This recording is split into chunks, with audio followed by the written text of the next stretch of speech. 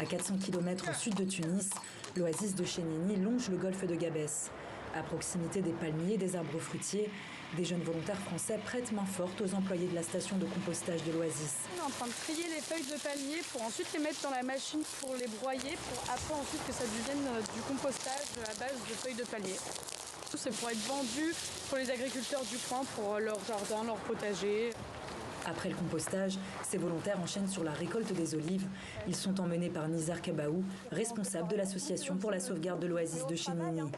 Pour lui, la francophonie, c'est soutenir le développement d'une économie verte en Tunisie. Après la Révolution, nous, les Tunisiens, avec l'État, la situation de l'État, la situation internationale, donc il est temps de vraiment chercher des solutions. Parmi ces solutions, c'est l'économie sociale et solidaire.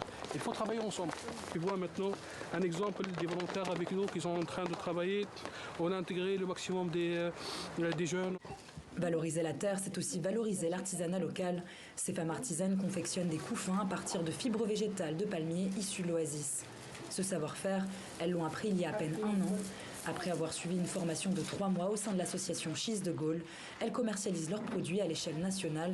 Parmi elles, Mounjia, mère de famille âgée de 37 ans. Dans notre village, nous n'avons pas tout le temps accès à l'eau. Elle est souvent coupée. Et nous avons des pénuries de produits alimentaires de base. Tous les enfants ont quitté le pays car il n'y a pas d'emploi. Alors on a de la chance d'avoir l'association. On se soutient entre nous, on est unis. À quelques mètres de là, nous rencontrons Saïda Akrout, 39 ans. Diplômée d'une licence en administration des affaires, Saïda n'a jamais trouvé d'emploi dans son secteur d'activité. Pour subvenir aux besoins de sa famille, elle a perfectionné son savoir-faire sur le tissage de tapis traditionnels. La situation est difficile dans notre village. Même si je suis diplômée, je ne trouve pas de travail.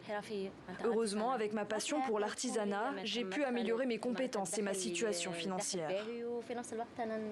Une initiative soutenue par la France, comme l'explique Soumaya Razgala, fondatrice de Cheese de Gaulle. Il y a eu un financement de la part de l'Institut français, l'ambassade de France, qui nous a aidé à faire les formations pour les femmes. Et normalement, on aurait dû terminer, mais les femmes elles ont insisté de rester ici, de créer leur propre endroit, parler ensemble, travailler ensemble. Et on commence à vendre les produits, à participer dans des foires. Chaque année, l'Institut français subventionne à hauteur d'1 demi-million d'euros des initiatives portées par la société civile tunisienne.